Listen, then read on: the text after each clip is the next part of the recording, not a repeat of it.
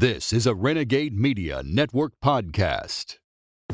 A lot of you guys that listen to this show are trying to figure out how to create content or create a virtual online business and kind of do it outside of the confines of the system, if you know what I'm saying.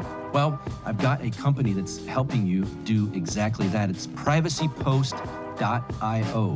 They're a privacy by default virtual mail and business center designed for the location independent, expat, and international entrepreneurs seeking financial freedom.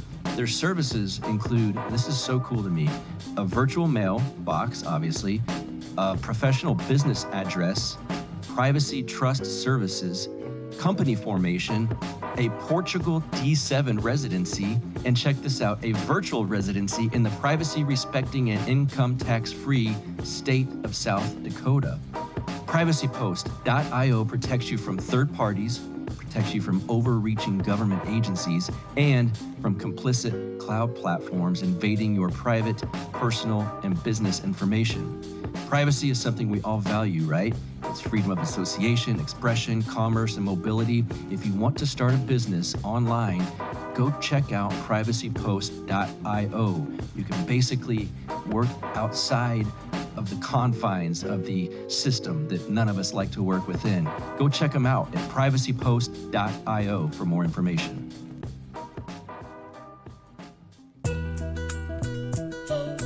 You are now listening to the Counterflow Podcast, a place for dissonant voices and unapproved opinions. You get split in fucking half, but I call the hologram brass. But I am the center inside the placenta of math. You clash with cyanide gas and die fast. Rhythmical equivalent of solids, liquid, and gas. We smash your sinus with the power of Lord Titus. But I am the virus inside of the iris of Cyrus. Here is your host and humble narrator, Buck Johnson.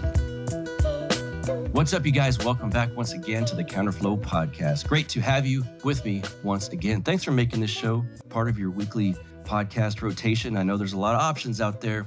Thank you guys for choosing this one. So it's 2022, and in the world of politics, that means there's a big election coming up, multiple big elections, a big election season, if you will. No, it's not the presidential one that happens in 2024, but in many ways, the elections of 2022 can be really more important to your life than the president, so to speak. So one of the big elections that people will be watching is the governor of Texas. And of course, that's November 8th, 2022. But prior to that, on March 1st of this year, there's a big primary election. And there's some gentlemen that will be primarying governor of Texas, the Republican governor of Texas, Greg Abbott, from his right.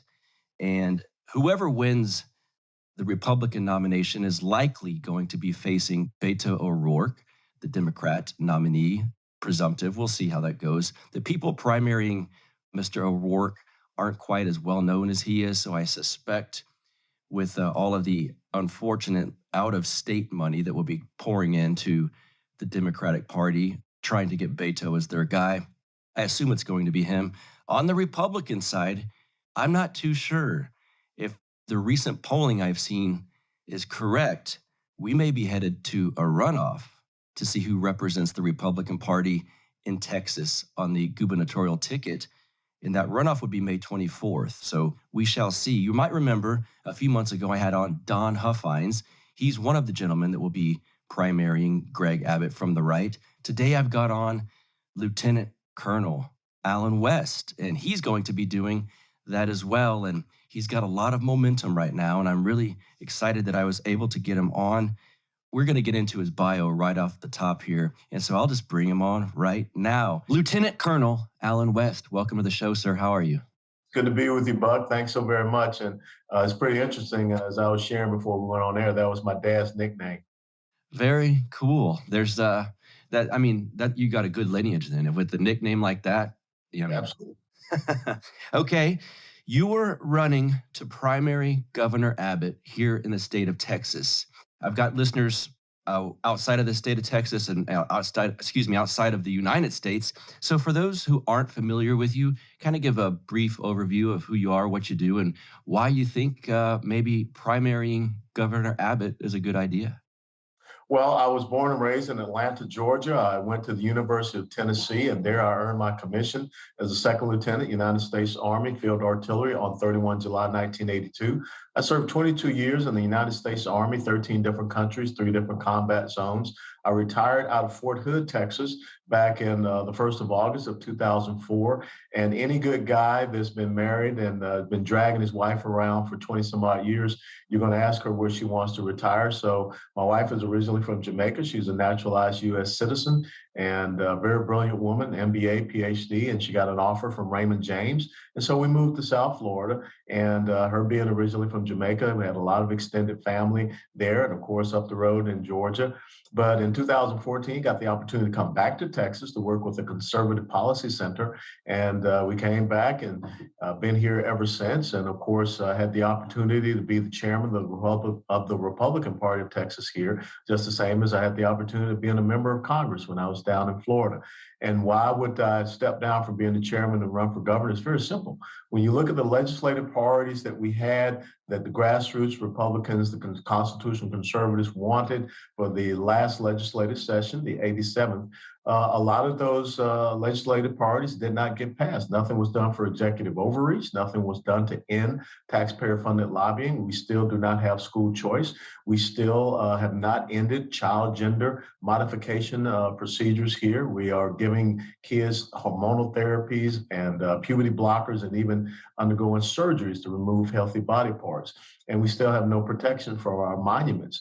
And I think a lot of people are concerned about our elections. And of course, when you look at what is happening at our border, Texas is the #1 state in the United States of America for human and sex trafficking, and Dallas and Houston are the top 2 cities for sex trafficking.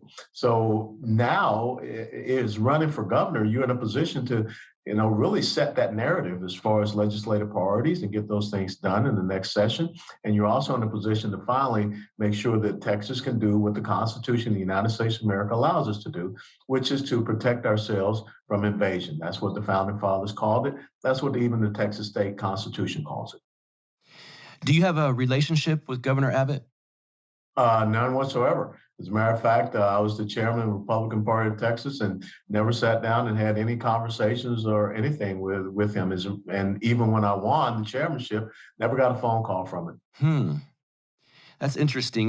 One of the common criticisms I've heard about Governor Abbott is maybe he's kind of soft as far as leadership goes. Do you see that? Well, I will tell you that the difference between him is that I think he's more of a lawyer and a litigator. And of course, the Army taught me about being a leader and understanding that leadership is about bringing a diverse group of people together for the accomplishment of a singular goal. And there are 5 C's to leadership. The first C is courage. The second is competence. The next one is commitment, conviction, and then character. And so what I think you see happening with the governor is more so being a politician that, tests the political winds, and then he makes a decision after he's looked around and seen what everyone else is doing. I think leaders step out there and they lead by example, and they lead because they know what right looks like. Mm-hmm. What do you think of the leadership of Governor Ron DeSantis? Oh, without a doubt. I mean, all you have to do is look at how the left is attacking him. Because the left is going to attack anything that they feel threatened by. And so when you see how well Florida is being run, and like I said, I was living in Florida, South Florida, for 10 years after I retired. And so I have many friends that are there. And everything that we are hoping and asking will happen here in Texas is not happening, but yet, a special session to make sure that you take care of this vaccine mandate issue. He did that in Florida, and they have taken care of the vaccine mandate issue. Not shutting down and closing down businesses in Florida. That's something that Governor Abbott took a different direction on. So I think that right now, what's upsetting a lot of Texans is that people are looking to Florida as for leadership. Mm-hmm. Yeah, well put. Someone that you would run against, I assume, if you end up getting the Republican nomination, is one of the least impressive people in politics, in my personal opinion, and I'm not sure he could lead a group of men out of a hallway. Beto ORourke. What are your thoughts on Beto? Well, first of all, I call him Robert Francis O'Rourke. He's about as much of a Hispanic as I am Norwegian. And again, I don't think that he has the ability to lead kindergartners to recess. Back in 2018, without a doubt, he was the shiny new toy, and the media created this atmosphere and this aura around him. But now that veneer is gone, and we see him for who he is. He's just another radical progressive socialist, and he is not the type of person or individual that Texas needs to be here as a governor. He believes in open borders. He said that. He wants to disarm people. And when you look at the policies, his economic policy, they would be ruinous for Texas. And on top of that, the Green New Deal. And we saw last winter what happens when you put an over-reliance in an unreliable source of energy, which is wind and solar. It let us down. So we don't need to go down that path. So I think that this is a pipe dream. He's very delusional, but he's tenacious in his state of delusion. And I think that you're still going to see a lot of money that will flow in here from outside the state. And I believe that I'm well positioned to be the person to go up against Mr. O'Rourke because, everything that they stand for, I counter that to include the whole thing about identity politics. It's very hard to start talking about white supremacy and racism and everything to a guy that was born in a blacks only hospital in 1961. Yeah, well put. Can you kind of put and articulate maybe the threat posed by the modern left? What is it to you? Oh, it's ideological. It's the greatest threat that we see. I tell people we're on an ideological battlefield, which is probably more dangerous than the battlefields that I've been on, because these are people that are, within the gates. And we have to be very concerned about the fact that no longer are people, reticent of saying that I'm a progressive, I'm a communist, I'm a socialist, I'm a Marxist. This is what is happening. And when you look at their policies and what they're doing, the level of fascistic activity to censor people and try to shut down free speech. And so this is really about power and control. So I think that as we go forward in America, it is less about R&D after your name. It is more so about how you see the relationship of the individual citizen to the institution of government. And constitutional conservatives, who are really the classical liberals, if you study John Locke and Second Treatise of Government, Natural Rights Theory, we understand that naturally your rights come from a creator God, and they are life, liberty, property. Thomas Jefferson said, pursuit of happiness. And we see the individual, their rights, their freedoms, their liberty, their sovereignty as an individual being supreme over the institution of government. But progressive, socialists, statists, Marxists, communists, they see the institution of government being supreme over the individual. And first and foremost, we got to make sure that this cultural Marxism is not being taught in our schools, starting now, it seems, at the elementary school level, definitely at the middle school, high school, and certainly at the college and university level. So this is a serious threat to the future of America. And when you had someone that said back in 2008, we're 5 days away from fundamentally transforming America, we should have taken him serious. His name was Barack Obama. Yeah, I read somewhere about you that you've implored folks to read Alinsky's Rules for Radicals. It's interesting. I was reading that about you. I just did a podcast with a friend of mine on that book, and we kind of went through some of the points. What relevance do you think that book has in our modern society, political society? If you don't understand your enemy's playbook, how can you defeat them? How can you really get inside their decision cycle? And that's the problem I think that we have, Republican Party, conservatives. We are always reacting. We are never on the offense. We are always allowing the other side to set the narrative and set the tone, and we follow behind them. So when Rahm Emanuel said, never let a good crisis go to waste, that's really an Alinsky type of mindset. And this chaos, this confusion that they like to create, that follows along. And so I think that we have to study their playbook, study who they are, what they stand for. I tell people also, read the Communist Manifesto by Karl Marx and Frederick Engels, because you, again, have to understand their philosophy of governance, their ideology. But on the other side, I tell people to read Democracy in America by Alexis de Tocqueville.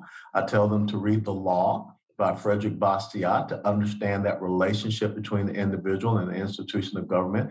And I tell people to read Up From Slavery by Booker T. Washington, because I think that's a fantastic book to understand, because the real choices that we have in America, progressive socialists want victims.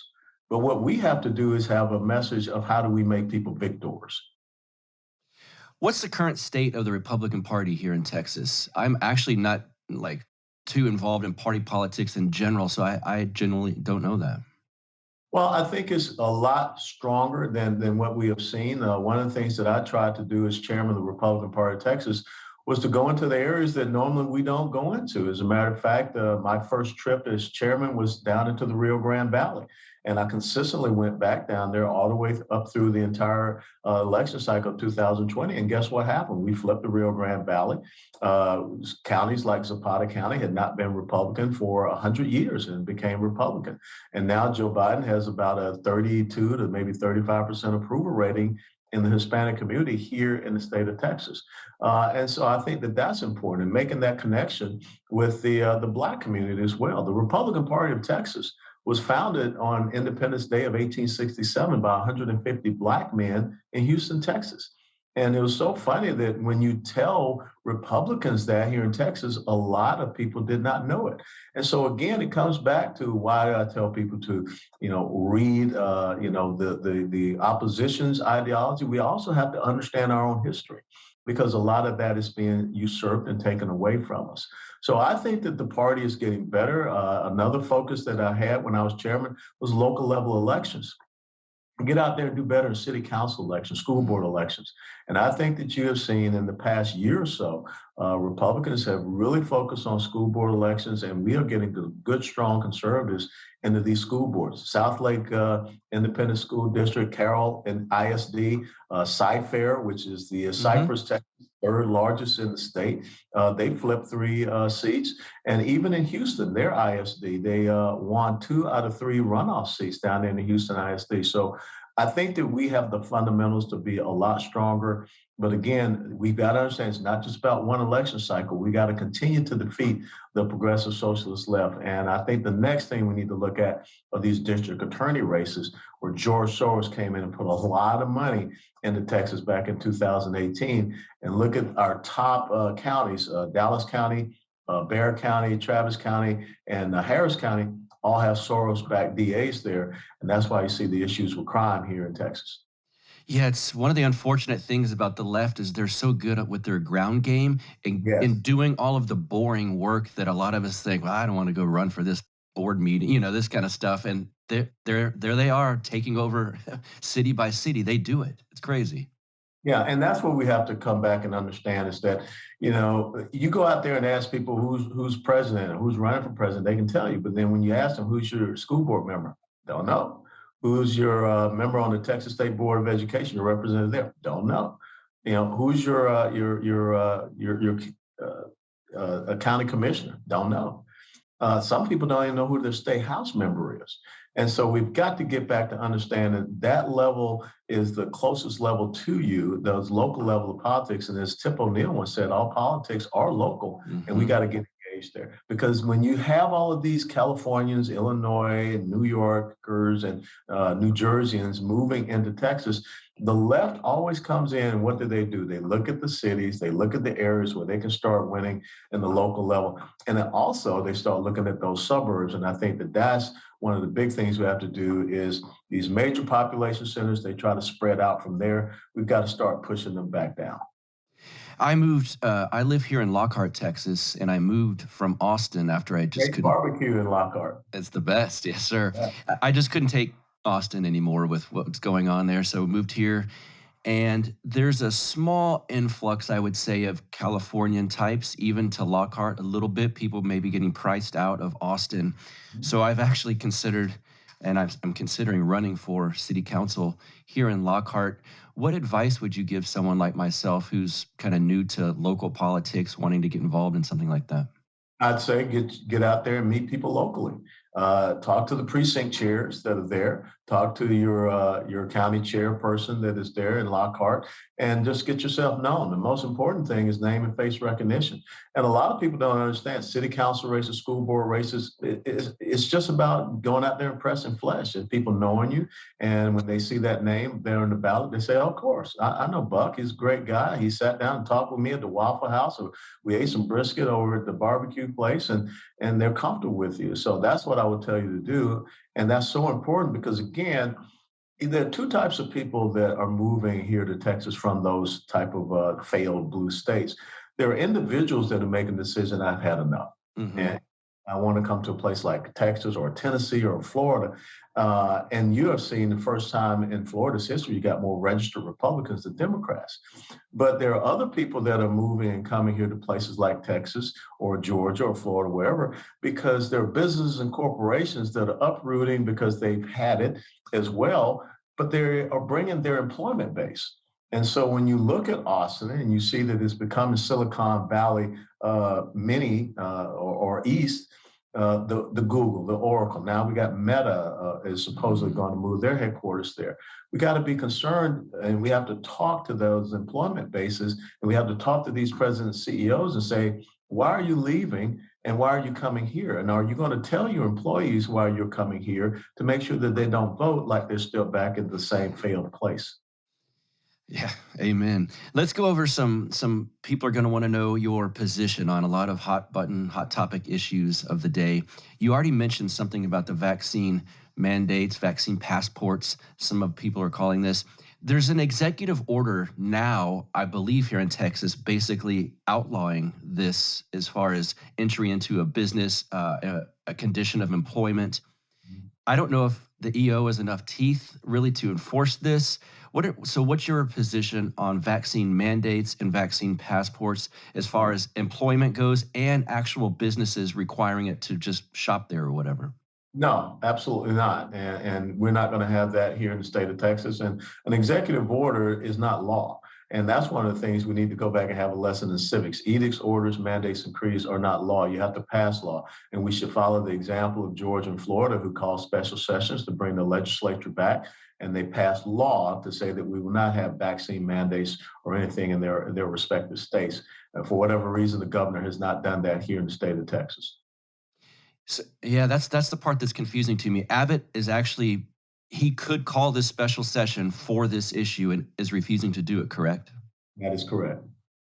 I'm going to tell you about independencebarber.com. For one, it's my barbershop. But if you're going, well, why would I want to know about your barbershop? I don't live around there. They've got a great online retail store with the craziest, coolest things. It's a strange collection, and so much of it is great. You guys are going to love it. Check the stickers out. They've got a wide variety of stickers they sell. I think you might like this one. Unmasked, unvaxxed, unafraid. They've got another one that says the media is the virus. Then there's a grooming section where you can buy all kinds of great pomades, gels, shampoos, body washes, etc. You know that great old school barbershop smell, that bay rum aftershave smell? They've got stuff that can leave you smelling like that. There's a whole section on there of these weird oddities, they call them. They're with ram skulls and kind of strange, like a bat in a shadow box and stuff like that. If you guys have seen that show, Oddities, there's a whole section of shopping on there just of that kind of stuff. And now, if you do live in and around Austin, like I don't even live in Austin, and I still drive there every 10 or 12 days because they are the best barbers around. And it's Independence Barber at independencebarber.com. If you do live in and around Austin, I recommend that you go there. They are the best. I'm extremely picky about who cuts my hair, and my girl Heather at Independence Barber is the best. When I first started going there, it was during the pandemic time, and I walked in, and right before I walked in, there's a sign that says no masks needed. And I knew I was in the right spot of a great barber and a good, like-minded business owner. She knows what she's doing. So I've got a promo code for you. It is BUCK15 at independencebarber.com. If you enter BUCK15 as your promo code, you will get 15% off of your order. Just go check this website out, independencebarber.com. She's a like-minded business owner. And again, you're going to love those stickers if nothing else. And if you're in Austin, go get your hair cut there. You will not be sorry. Let's get back to the show. All right. Interesting. I also read that you were criticized for taking treatments when you had COVID because, as far as I've learned, there's a lot of people that don't treat it. They just kind of say, hey, this guy's got COVID. Stay away from these drugs and treatments that everyone criticizes in the media. Was that the case? Well, look, I think that as a citizen of the United States of America, I have the option to be able to determine what's best for my body and what's best for my health, not Joe Biden and not the government. And so my wife and I both came down with the COVID. And interestingly enough, my wife Angela went out and got the COVID shot. She got a flu shot and a pneumonia shot. And within 48 hours, she felt horrible. And of course, within 48 hours of her, I felt bad as well. And so we did test positive, and we got the monoclonal antibody infusion therapy, which is now everyone is realizing that's a very good therapy, and it knocked it right out of us. We still went back home, and well, she went back home and she tested negative about 72 hours after the therapy treatment. But I had to go into the hospital because I had traces of pneumonia in my lungs, and most people think that that's a death sentence. I told them that I did not want the remdesivir at the hospital, that I wanted budesonide nebulizer treatments. And in 48 hours, I was out of the hospital. And the day after I was out of the hospital, I ran 1.5 miles. And the day after that, I tested negative for COVID. And so I don't know why people will be upset with individuals choosing what therapies, treatments, and protocols they want. Ivermectin, hydroxychloroquine, monoclonal antibody therapies, budesonide. I take the zinc. I take the vitamin D3 and all of the other things that keep me healthy and strong and keep my immune system up to par. This morning, got up and did my normal 6th day of my run routine. 2.5 miles and a bunch of push-ups and crunches. And so I take my health very seriously. And so I don't understand why government believes they have to tell us we only have one course of action, one solution. That's not what freedom and liberty is all about. Colonel West, are you saying you've already ran this morning and done push-ups? Yeah, I got up, got in last night about 2:30 in the morning. From Houston. We had 2 gubernatorial forums, but hey, clock went off at 6:30. I got up and, like I said, knocked out my 2.5 miles. I do a 6-day run and workout cycle, and this was the last day. And I'll start back up on Thursday morning with get back to 4 miles, then 4.5, and then over the weekend I try to get up to 5. My goodness. We don't have to say your age or anything. I take it I'm a bit young. I'll be 61 in February. Well, I'm 45 and you're making me feel lazy. I will be at the gym later today, but I certainly haven't done that stuff prior to this interview. Well done. What are your thoughts on the public education system here in Texas? And let's add in mask mandates for children into that. And you just said the wrong word, mandate. You don't mandate things to free people. You give them the ability to decide what is best for them. And definitely parents can decide what's best for their children. That means education. When you think about what Terry McAuliffe said in Virginia during that debate he had with Glenn Youngkin, he said parents don't have a right to decide what their children are being taught. That's the mentality of the progressive socialist left. And that's why we have a system of indoctrination and not a system of education. And that's even happening here in Texas. So we will not have any cultural Marxism. We will not have any of this social, emotional learning that is out there. And we will withhold funds from any independent school district that wants to go down that path. And I think the other thing we need to do is start putting pressure on these independent school districts and investigations, like what we saw just recently happen in Round Rock, where 2 dads were arrested in their home at night, 72 hours after speaking at a school district, school board meeting. That's unconscionable. They have the First Amendment right to petition their government for redress of grievances, and that's exactly what they did. And Jeremy and Dustin should not have been arrested, and that should be an investigation thereof. But again, I will tell you that we need to have good, strong conservatives that are running for school board positions, running for state board of education, and making sure that we are teaching our kids and making sure that we are developing critical thinking skills, not just teaching them how to take a test. That's not an education. That is how you create a robot that is incapable of thinking and deciphering critical situations or problems or issues. So that's some of the things I want to see happen. I will not be putting progressive socialists on the Texas State Board of Regents because I don't want to see our colleges and universities anymore be these little laboratories creating the next generation of little Marxists and socialists. Yeah, how do we fix this issue with the universities? Because I've kind of the opinion now, I agree we need strong border control and that demographics and voting and all of that can sway left over the generations, but the university system is really the lab that creates leftists, in my opinion. How do we fix that? Well, you're right. As conservatives, we believe in the three branches of government: the executive branch, legislative, and judicial. The left believes in the three branches of rule. And the three branches of rule for them is media, academia, and the courts. Yes. And you've seen them have an incredible, push toward flipping those three entities. And so I think the most important thing is that here in the state of Texas, we don't give taxpayer money to colleges and universities that are out there teaching, toxic masculinity or, wanting to have, Marxism and all of these things, or they suppress free speech on their campuses. And again, if they want funding, they can dip into their endowment funds. But I'm not going to support with taxpayer money the proliferation of cultural Marxism and progressive socialism and things of that nature.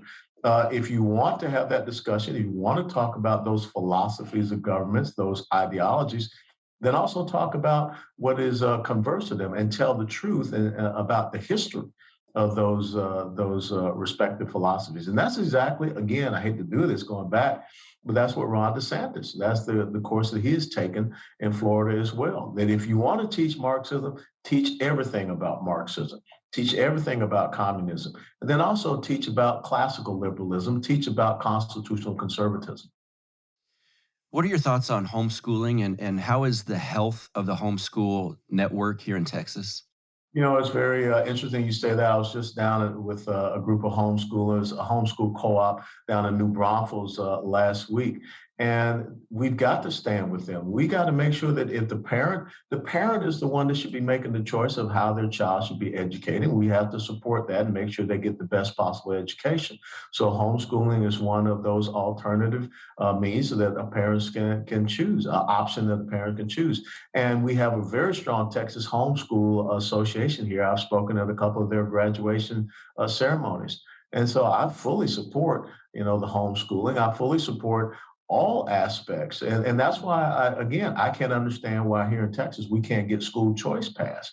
The money should follow the child, and the child should be following the decision that the parent has made as far as their education.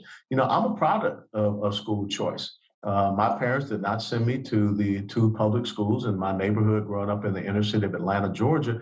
That was C.W. Hill and John Pope. They sent me to Our Lady of Lourdes Catholic School, which was a small Black Catholic school right across the street from Ebenezer Baptist Church in Atlanta. And that had an incredible part with my education as well, knowing that my school was right across the street from Dr. King's final resting spot. So I'm fully in support of our homeschoolers. And again, the reason why the left wants our kids in their education system so that they can indoctrinate them. Yes, indeed. Let's talk about the border. I believe Abbott has taken some kind of action on it. And I think what he's doing is there's federal land on the border, from what I understand, and then inward there's Texas state-controlled land, and I believe he's doing what he can on the Texas part of this land. Can you talk about that and what you would do, and if you have any criticisms of the way Abbott's handling it? Well, the criticism is that Texas is number one in the nation for human and sex trafficking. And you have two of your top cities are number one and number two for sex trafficking. And you have an incredible drug trafficking crisis with the fentanyl. And last year we saw the largest amount of drug overdoses in the history of the United States of America, over 100,000. And you have a public health crisis. So we had last year about 2.5 to 2.6 million illegals that came across the border into the United States of America. Many of them came across the border here in Texas. So we're not being effective. We're not stopping anything. And so I would say, first and foremost, what the governor needs to do is really get serious about his constitutional duty and responsibility to repel invasions. That's what it says in Article 4, Section 7 of the Texas State Constitution. And the United States Constitution gives the governor every ability to do exactly what the federal government has abdicated in their constitutional duty, which is, again, to protect every state in the union from invasion. That's in the Guarantee Clause, Article 4, Section 4 of the Constitution. So this Operation Lone Star is really has not been effective. And if you go down to the border, I've been down there, countless times, you will see that our National Guard troops down there are actually helping. They are just, kind of sitting on the sidelines, just observing. They are not actively down there patrolling and, making sure that we are able to detain and deport individuals. Our constitutional law enforcement officers, our sheriffs, especially on the border, should have the ability to detain and to deport, not arrest people for trespassing. But you've got to create a border control zone. That's one of the things that the military would teach you. Highway 90 to the north is your northern boundary, the Rio Grande River to the south, and you already have your different sectors, the El Paso sector, Big Bend sector, Del Rio sector, Laredo, and also the Rio Grande Valley sector. And you task organized with National Guard forces to be down there along the major infiltration routes to block that, to interdict that, and to, again, get the DNA testing, make sure we put people in database and turn them around, because the Border Patrol is not doing that. The ICE agents are not doing their jobs. The non-governmental organizations that are down there, like Catholic Charities or Lutheran Church Ministries, they're the ones that are collecting illegals, and they're giving them folders with bus tickets, plane tickets, $1,300, $1,400 of taxpayer money, and they're sending them away. You got to revoke the licenses of these 501c3 organizations, because they're aiding and abetting human trafficking. Over the Christmas break, we saw 5 to 6 planes take off from Texas and land in the Wilkes-Barre Scranton International Airport with illegal immigrants. It's happened in New York, it's happened in Tennessee, it's happened in Florida. So again, we need to stop that. You look at the cartels. We're not fighting against a business organization, we're fighting against a terrorist organization. And we need to designate them as such. And then you can go and freeze their assets that are in banks or anywhere here, and you seize those assets. Anybody that's doing business with the cartels as a terrorist organization, you will find yourself as a felony offense, and you will have your assets frozen, and they will be taken away from you. And I think that's how we start to handle that, because they're making $25 to $30 million a week just on human trafficking here in the state of Texas. And I think we've got to improve our rules of engagement for our troops down on the border to make sure that the cartels, again, if you're an organization or if you're a non-state, non-uniform belligerent, and you're firing across the Rio Grande into Texas, it's an act of war. And we got to start treating it as such.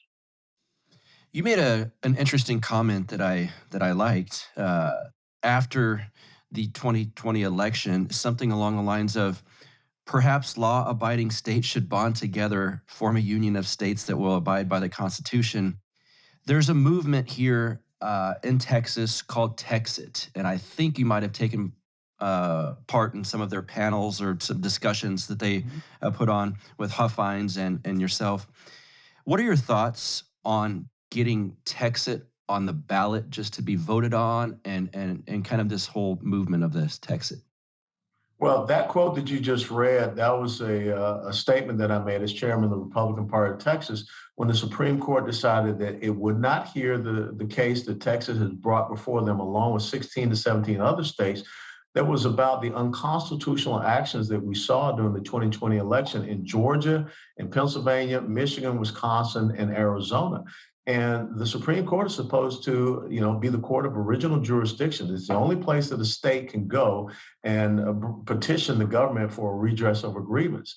And for them to say that they were not going to hear that case, we need to make sure that we are protecting ourselves. And again, the Constitution says we the people in order to form a more perfect union. And so that's where I brought that quote from, is that we have to get back to understand we're a constitutional republic and the rule of law has to be preeminent. And I supported, I think it was HB 1359, Kyle Biedermann's piece of legislation that said that, give the people the opportunity to vote on this issue because that's what should happen in a constitutional republic. People get the opportunity to vote on the issue. As far as Texas seceding from the union, I've told folks that I would rather see Texas lead in America than secede from America. And I think that that's the moment and the opportunity that we have. if we follow the Constitution, you understand the states are preeminent over the federal government. The Constitution is a very restrictive document on the powers of the state. I mean, powers of the federal government. And the 10th Amendment says all of those powers not delegated to the federal government are reserved to the states and to the people. So we have to reassert the 10th Amendment. We have to reassert that understanding of constitutional nullification. So we're just not bowing down to, so let it be written, so let it be done, edicts and orders coming from Washington, D.C. Yeah, one of the things I believe someone like you, being the governor, could exemplify is kind of this throwback to federalism and nullification, and they used to call it a checkerboard of democracy. A lot of young people don't realize that, but it's the United States of America, not the United State of America. Correct. So I could see someone like you being in charge of Texas, willing to nullify a lot of these edicts and mandates coming from, even if it was a Republican president, that if we don't want it, you can nullify these things. Do you see that? Yeah, well, absolutely. And I will tell you that, when I was the chairman of the Republican Party of Texas, and Governor Abbott, when he decided that he would unilaterally change election law in Texas, something that he cannot do constitutionally, that if you want to amend law, it has to go back through the legislative process.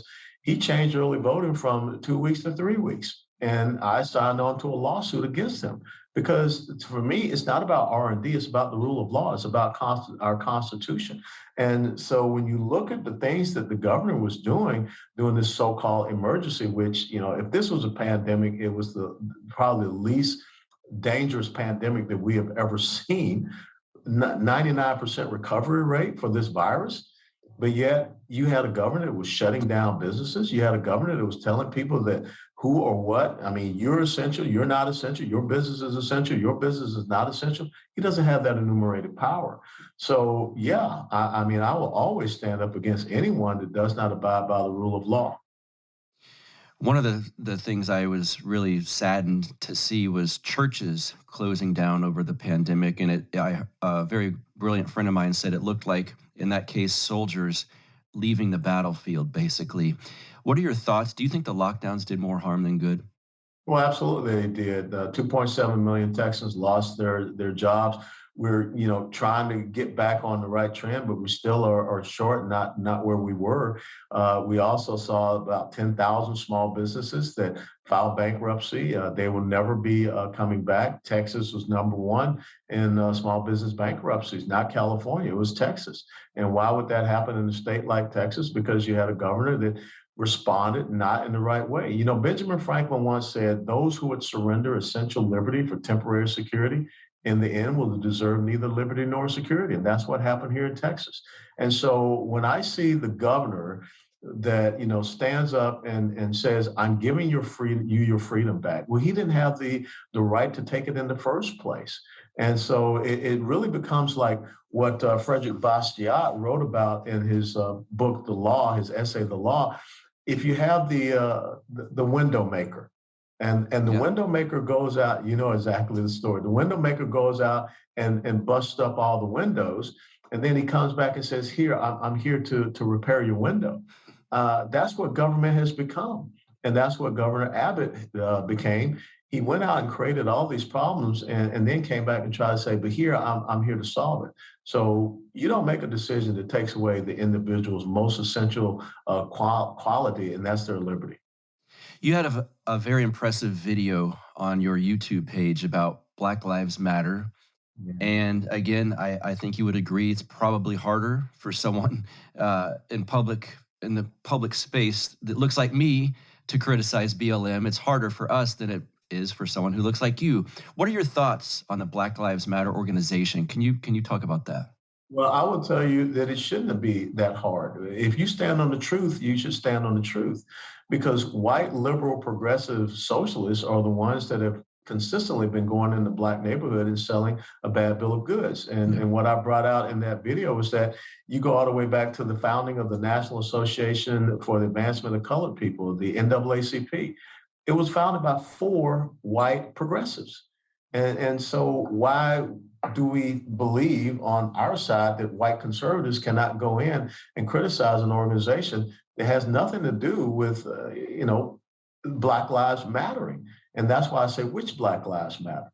It's not the Black lives that you see that are being murdered in the womb due to a white supremacist and a racist by the name of Margaret Sanger and her organization, Planned Parenthood.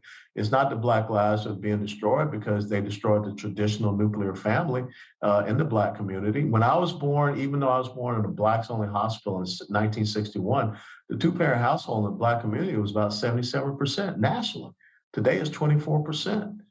I mean, the policies of the left destroyed the traditional nuclear family. And oh, by the way, the two avowed Marxists that founded Black Lives Matter, they don't believe in the traditional nuclear family. That was on their website. They don't believe in better education opportunities. They don't believe in small business entrepreneurship and better education. All they believe in is agitating based upon the politicized lies that they say matter. And I think that it's time for everybody to stand up against this aspect of cultural Marxism. Do you think the programs that LBJ instituted in this state destroyed the Black community? Absolutely. I mean, the Great Society programs, when Lyndon Johnson came out and said that we will give a check to a woman that has a child out of wedlock, no matter how many children, the government will give her a check. But there's a caveat. The caveat is that there cannot be a working man in the home. That 1965 was when you started to see the degradation of the traditional nuclear family in the Black community, and look at all the second, third, fourth order effects of that. Yes. What's the issue you're most passionate about? My country. I just am. I mean, I took an oath to the Constitution of the United States of America. That's the document. That's our standard. That binds us together as the American people. And when I see folks that want to trash it, when I see folks that don't want to abide by it, that's my passion. Just because I'm not in uniform, my oath never ends. And I think that's the thing. If we could just get back to the simple understanding of the rule of law and individual rights, freedoms, and liberties, everything is solved in the United States of America. Also, real quick before I get you out of here, I had this jotted down. I almost forgot to ask.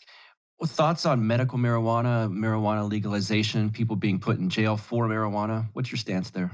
I am not a supporter of legalizing marijuana. I am a supporter of medical marijuana. But the thing is, I live down in South Florida. In South Florida, we have this thing called the opioid crisis.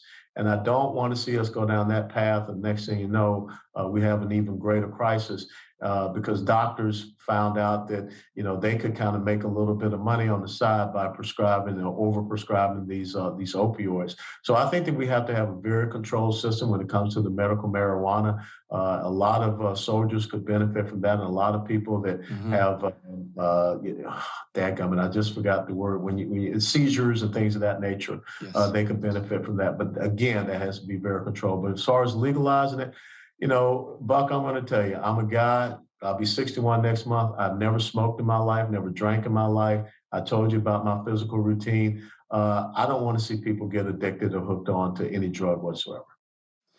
All right, give us real quick elevator pitch for my listeners that are saying, I think I like what I hear. Elevator pitch for Allen West as Republican nominee. My family's history is a family of service, sacrifice, and commitment to this country. My father served this country as a corporal in the United States Army in World War II. My older brother served this country as a Lance Corporal in the United States Marine Corps in Vietnam. My dad, at the age of 15, challenged me to be the first officer in our family because he and my older brother were both enlisted men. And he pinned on second lieutenant bars on me in 1982. And I served 22 years. And now my nephew, who is my older brother's son, he is a lieutenant colonel in the Army, and he is waiting on battalion command selection. And my father-in-law, my wife's dad, served 24 years in the Army. He was a Jamaican immigrant, 2 tours in Vietnam. He's buried in Arlington National Cemetery. My life is about serving this great nation. And this great nation has enabled me to be in this position. And think about it again, a kid that was born and raised in the inner city of Atlanta, Georgia, born just 61 years ago in a Blacks-only hospital, grew up to command a battalion in combat, grew up to be a member of the United States House of Representatives, be the chairman of the largest Republican Party in the United States of America, and also now running for governor in the great state of Texas. It's all about 2 things. I believe in making people victors and never making people victims. And that's why I wanted to make sure it happens here in the state of Texas. Colonel Allen West, thank you so much for your service and your time here on my podcast. Thank you so much. God bless you. God be with you. Thank you, sir. You too. Okay. So that website that you can go to if Lieutenant Colonel Allen West piqued your interest would be West for Texas. That's WEST, the number 4, Texas.com. Find out more about him if you want to donate or work for his campaign. All of that kind of stuff is on that website, West4Texas.com. You can also go to a website, counterflowpodcast.com, if you want to know more about this particular podcast. Most of you guys are long-time fans, I know that, but we're always getting new people. Welcome to all the new folks out there. Go to the YouTube page, just go to YouTube, search Counterflow with Buck Johnson, find our page, hit the subscribe button, leave us a rating and review, if you will, on iTunes.